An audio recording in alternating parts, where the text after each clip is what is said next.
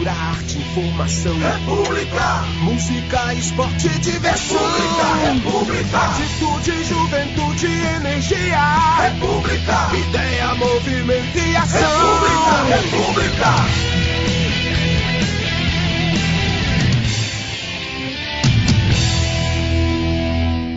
Fala, galera de casa, programa República na área com vocês mais uma vez, gravando aqui do nosso estúdio no CPAGE, a vista mais bonita da cidade de Montes Claros. E hoje o programa traz um tema muito importante, você vai ficar ligado aí, porque hoje nós vamos repercutir esses últimos acontecimentos que abalaram aí não só o Brasil, como o mundo, e a banalização da violência, essa violência que a cada dia a gente vem exposta aí nos telejornais, nos acontecimentos. Que violência é essa? E o jovem, como o jovem está se relacionando com essa violência? E os jogos de videogame, da internet, eles podem incentivar essa violência? Então hoje trouxemos um timaço para estar batendo esse papo, falando sobre esses assuntos. Trouxemos o diretor do TI da Unifipmoc, o professor Carlos Renato. Tudo bem, Carlos?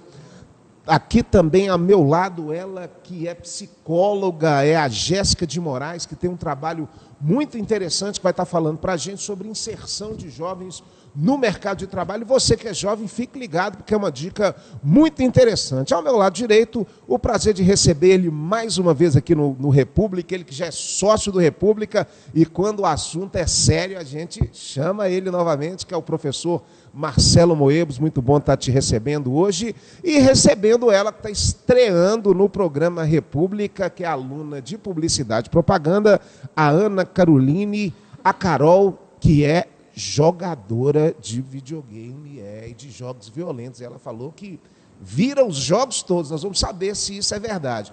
Mas nós vamos começar o programa, e eu já começo com o Marcelo Moebo, que está aqui do meu lado, repercutindo exatamente isso, Marcelo.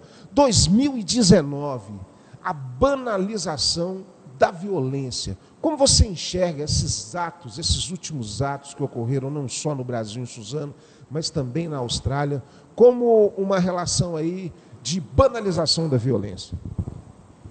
André, agradeço o convite para estar aqui, tratando essa questão que é tão urgente para nós, enquanto sociedade. E, primeiro, eu vejo com muita preocupação, com muita tristeza, né? Preocupação e tristeza enquanto pai, preocupação e tristeza enquanto educador, e uma preocupação imensa enquanto cidadão. Então, falar que a violência ela tem múltiplas causas, falar que a violência ela é um problema complexo, isso é lugar comum, isso é um truísmo, mas é verdade também. Então, o que me preocupa é exatamente que a gente não pode naturalizar e nem banalizar esse fenômeno. Eu fico pensando, agora em abril, a gente vai completar 20 anos de que aconteceu aquele massacre em Columbine, nos Estados Unidos. 20 anos já? 20 anos, agora em abril. Aconteceu em Realengo há pouco tempo aqui atrás, no Brasil, e agora essa coisa terrível que aconteceu lá na escola de Suzano. Então, assim, por mais que eu elencar alguns elementos, vai ficar sempre alguns de fora e que são importantes. Mas eu queria chamar a atenção para alguns aspectos, claro. Tá certo? Primeiro, né, que você tem aí esses atiradores, eles são predominantemente, né, no caso desses que eu citei, são exclusivamente homens brancos, né, e armados. Então, uma coisa que me preocupa é que hoje a gente sabe que nós estamos vivendo um momento de crise, as pessoas têm muita dificuldade de conviver com frustração, com rejeição, mas eu acho que os homens, em especial, pelo menos uma parcela ainda deles, e sobretudo quando são jovens, eles têm uma dificuldade maior, porque soma-se a isso um mundo que é diferente, talvez das expectativas, da forma como ele foi criado, na ideia de um mundo que não existe mais, que havia uma supremacia masculina. É verdade. Então, essa dificuldade de conviver com a frustração, que inclusive não é uma dificuldade muito localizada, mas ela pode adquirir uma dimensão terrível, que eu acho que, em certa maneira, foi o que aconteceu, é quando se associa a isso, que esses vão encontrar eco, essa frustração, né, essa ira, essa raiva, vai encontrar eco em vários lugares, sobretudo com a internet. Então, a gente sabe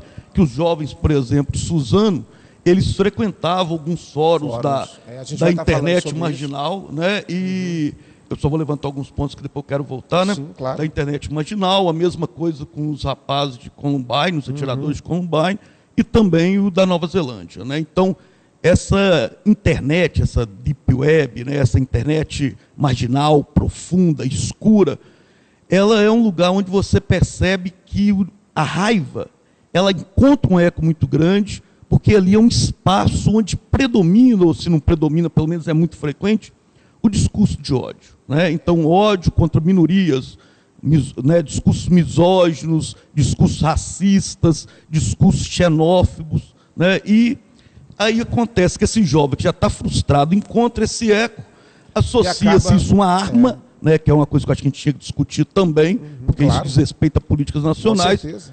Então, acontecem essas tragédias terríveis, um detalhe que eu quero, aconteceu recentemente. Inclusive, repercutir aqui com a Jéssica, é exatamente a presença dos jovens nessa cena, né? Você como psicólogo, você como trabalha diretamente com os jovens, como isso influencia mais esses jovens a terem esses atos tão insanos como a gente observou? A gente percebe que no dia a dia do convívio com o jovem, com a juventude, em si é um momento de muita transformação, é um momento de muito incômodo, de muita mudança.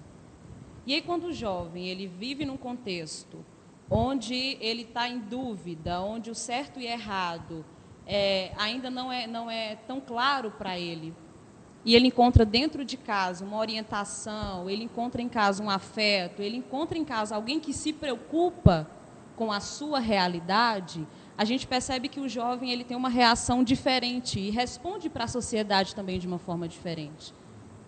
O que a gente tem percebido é que quanto mais o conflito familiar ele é presente, quanto menos aceitação existe desse jovem que passa por mudanças, como orientação sexual, como escolha de profissão, como lugar no mundo, quanto mais a família se volta contra ele ou julga de uma forma muito negativa, ele vai procurar espaços. Como o Marcelo falou. E né? são esses espaços. E acaba achando esse retorno, esse eco desses anseios, Sim, né? sim. Galera, o papo, Marcelo, o papo é muito bom. Isso aqui seriam uns 3 programas aqui para a gente estar falando. Mas nós ainda temos o nosso segundo bloco, o nosso terceiro bloco. E agora eu tenho a grande honra de apresentar essa banda, que eu esqueci de apresentar no início, mas, claro, é uma banda aí, uma das mais destacadas no cenário do norte de Minas. Já tem um trabalho muito bacana de muitos anos. Está com novidade no pedaço. Vai bater um papo com a gente no terceiro bloco. Mas agora com vocês, a banda Tabu, fechando esse primeiro bloco com música para vocês.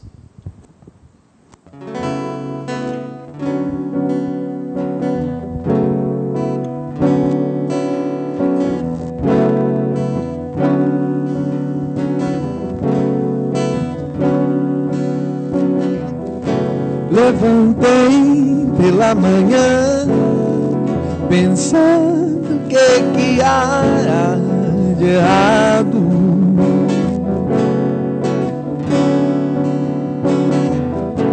Pincelei algumas frases de amor num quadro negro.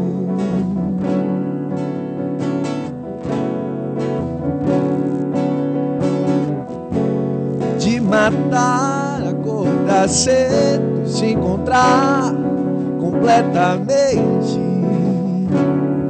desnorteado. Mas, porém, tudo conspirou pra estarmos e sermos. O caminho se trilhou, então seguimos.